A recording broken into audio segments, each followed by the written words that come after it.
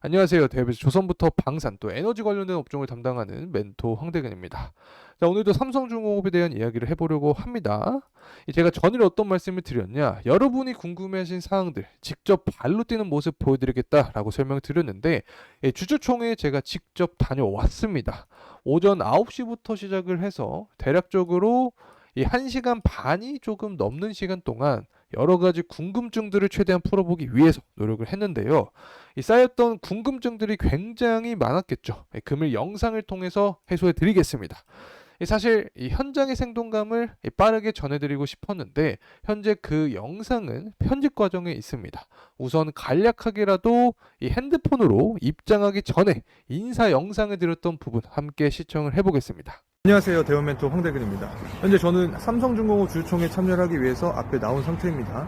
제가 여러분과 약속드렸던 부분이 존재를 했었죠.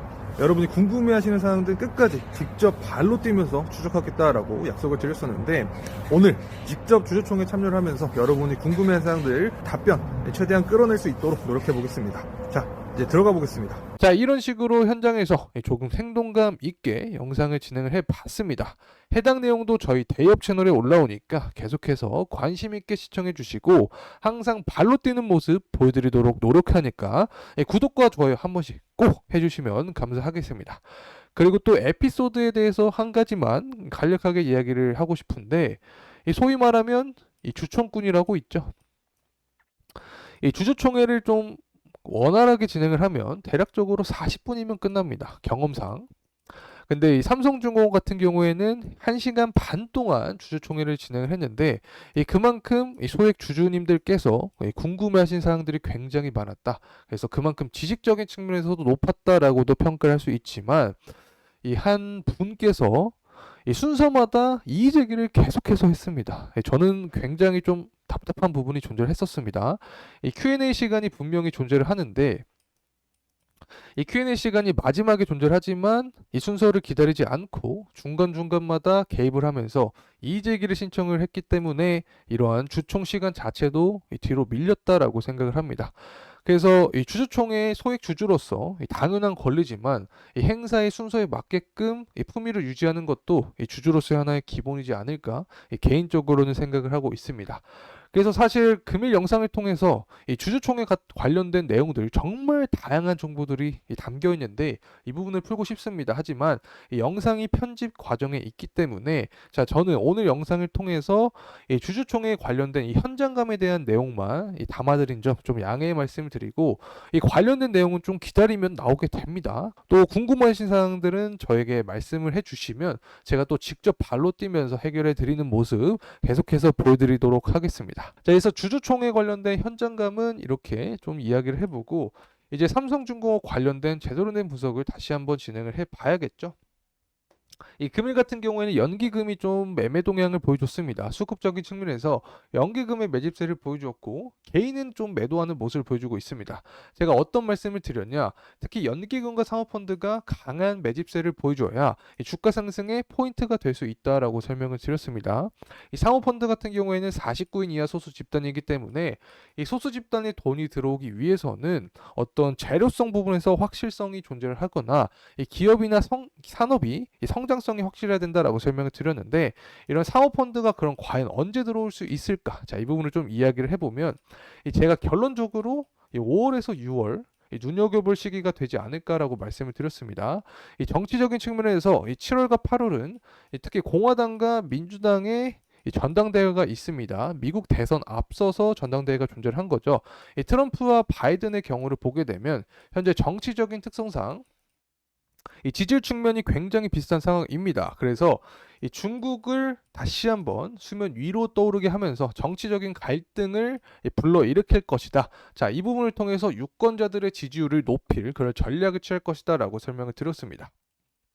현재 어떤 이야기가 나오고 있냐? 이 미국과 중국의 조선 분쟁이 일어나면서 한국이 반사 이익을 얻을 것이다라는 전망이 나오고 있습니다. 특히 제가 어떤 분석을 드렸냐면 이 전 세계적으로 중국과 한국이 이 조선업 측면에서는 양강 체제다라고 설명을 드렸습니다. 하지만 이 중국을 제재하게 된다면 한국 입장에서는 분명히 이 호재성 이슈로 작용하는 거죠. 이 한국의 조선 리스크가 대부분 중국에서 나오고 있다라고도 설명을 드릴 수 있기 때문에 이 중국에 대한 제재 자체는 분명히 한국에 대한 특히 삼성중공업에 대한 호재성 이슈로 강하게 작용할 수 있다라고 설명을 드릴 수 있습니다. 그래서 이 반도체부터 뭐 2차 전지 그리고 조선업까지 이 중국을 견제하기 시작한 부분이 향후 주가 상승 트리거로 작용한다라고 설명을 드릴 수 있습니다. 자, 그리고 성과지수에 대해서 좀 이야기를 해보려고 하는데 이 신조 성과지수의 상승은 제가 지난 영상을 통해서도 계속해서 말씀을 드렸었죠. 자, 오늘은 중고 성과지수에 대해서 좀 이야기를 해보려고 합니다. 22년부터 상승을 하긴 했지만 23년부터 24년까지 강한 상승을 보여줬습니다. 해상운임이 올라서 이 선사마다 더 많은 배를 노선에 투입하려고 하지만 조선사 도크가 꽉 찬 상태죠. 그래서 이 중고선으로 눈을 돌리고 있다 이렇게 설명을 드릴 수 있습니다. 그러면 중고선에 대한 수요가 증가를 하면서 성과지수 역시 상승할 수 있는 거죠. 자, 여기서 바로 포인트입니다. 집중해서 시청을 해주시면 감사하겠습니다. 이 중고 성과지수가 상승하면 향후 이 신규 선박을 발주하는 수요도 증가합니다. 그래서 이 신조 성과지수도 상승한다. 자, 신조 성과지수가 상승하면 주가도 상승할 수 있는 거죠. 신조 성과지수와 주가의 상관 관계는 지난 영상에서 자세하게 다뤘으니까 이 부분 참고하시면 도움이 되지 않을까 생각합니다. 그래서 성과지수에 대해서는 여기까지 이야기를 해보고 이제 유가적인 측면 살펴보도록 하겠습니다. 자, 유가가 상승하면 당연히 조선주에는 호재죠. 특히 이 LNG 수요가 증가하기 때문에 조선주 전반적인 호재다라고도 설명드릴 수 있는데 이 많은 조선업 기업 중에서도 삼성중공업에는 더욱더 호재성 이슈로 작용을 할 수 있습니다. 이 삼성중공업 FLNG 강자죠. 이 FLNG는 해양 플랜트와 관련이 있고 또 해양 플랜트는 고유가가 지속이 돼야 마진이 높아집니다. 그래서 이 고유가에 대한 전반적인 상황은 특히 삼성중공업의 호재성 이슈로 작용한다. 그리고 제가 이번에 이 주주총회 다녀오면서 또 FLNG 관련된 자세한 얘기를 또 물어봤습니다. 굉장히 긍정적인 내용들이 많이 담겨 있습니다. 차후에 영상을 통해서도 나오게 되니까 계속해서 관심 있게 기다려주시면 감사하겠습니다. 자, 그래서 유가는 계속해서 상승하는 모습을 보여주고 있다. 특히 최근 트리거는 이 중동과 러시아의 지정학적인 위험이 부각이 되면서 유가가 상승하고 있다. 특히 우크라이나가 러시아의 정유소를 공격했다라는 이슈가 부각이 되면서 공급의 차질이 생겼습니다. 이 공급이 감소하면 유가는 상승하는 원리를 갖고 있죠. 그렇기 때문에 향후 24년 전반적인 동향을 봐도 이 수급적인 측면에서 타이트해지면서 유가의 상승, 더 나아가서 이 삼성중공업의 주가 역시 트리거로 작용할 수 있다. 이렇게 설명드립니다. 이제 철광석 가격에 대해서 좀 이야기를 해보려고 하는데 이 철광석 가격은 하락을 하고 있습니다. 24년 들어서 하락하는 모습인데 후판 가격에 근간이 되는 부분이라 제가 보여드리고 있는 거죠. 24년 상반기에 후판 가격 협상이 존재를 합니다. 23년 하반기 같은 경우에는 조선사가 좀 유리하게 작용을 했죠. 이 수입산 물량이 증가를 했다. 특히 중국산 수입산 물량이 증가를 했고 또 일본의 퀄리티 높은 후판을 값싸게 들여오게 되면서 이 국내 철강사 입장에서는 후판 가격을 인하할 수밖에 없었다라고 설명을 드렸습니다. 하지만 올해 같은 경우에도 24년 이 철강석 가격이 계속해서 하락하고 있기 때문에 다시 한번 국내 조선사 입장에서는 가격 협상에서 유리하게 끌고 갈 수 있지 않을까 생각을 합니다.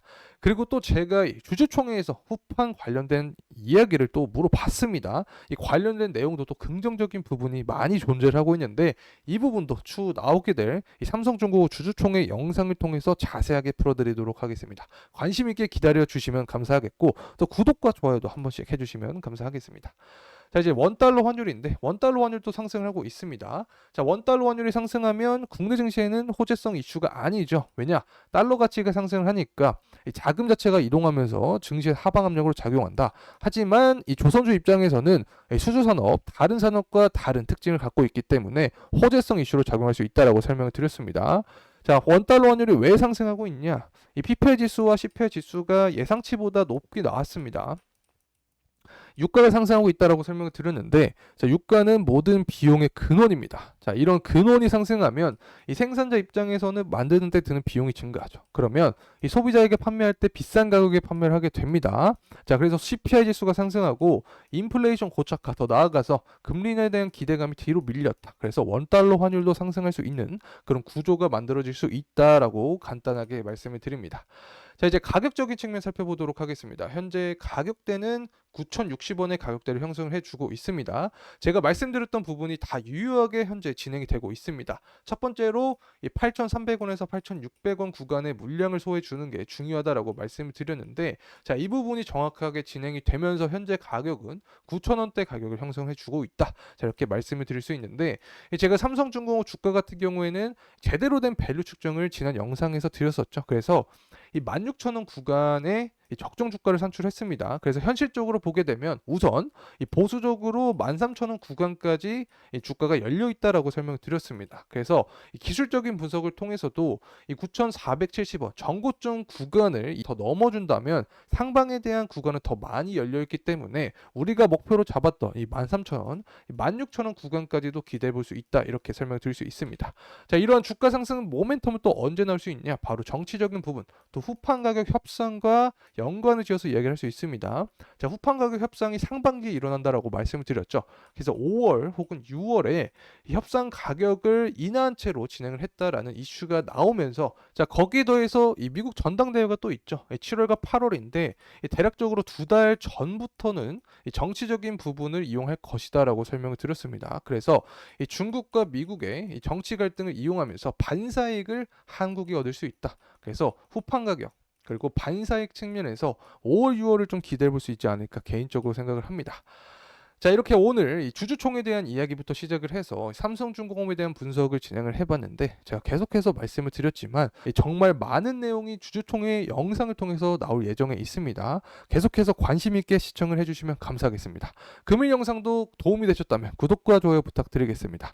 끝까지 시청해주셔서 감사합니다.